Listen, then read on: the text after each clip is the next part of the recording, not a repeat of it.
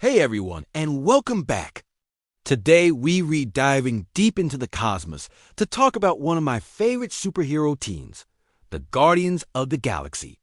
I absolutely love these movies, but let's be real. Even the best blockbusters have a few moments that make you scratch your head.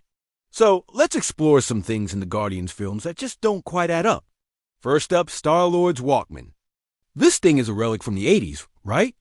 It survived the vacuum of space, intense firefights, a crash landing, and even being in the hands of various aliens. How is it still working?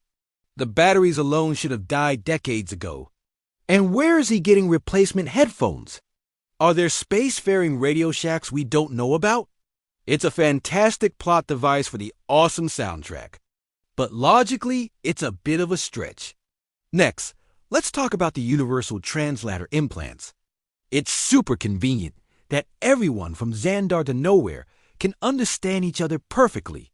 But how does this work with species that don't even have mouths, like Groot in his early stages?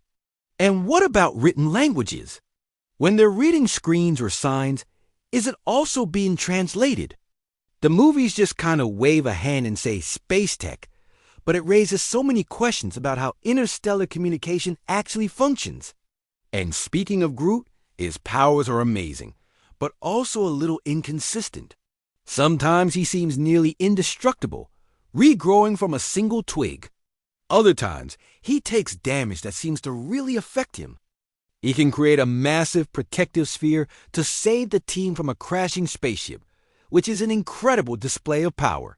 Yet in other fights, he seems more vulnerable. Is there a limit to his regeneration? Does it depend on his emotional state? It's not super clear. Finally, let's consider the orb, the Power Stone. Why was it just sitting in an abandoned temple on Mirage, protected by a simple energy field and a few space rats? This is an Infinity Stone, one of the most powerful objects in the entire universe. You'd think it would have a bit more security than an ancient ruin on a deserted planet. It feels like leaving the crown jewels in an unlocked shed. It made for a great Indiana Jones-style opening.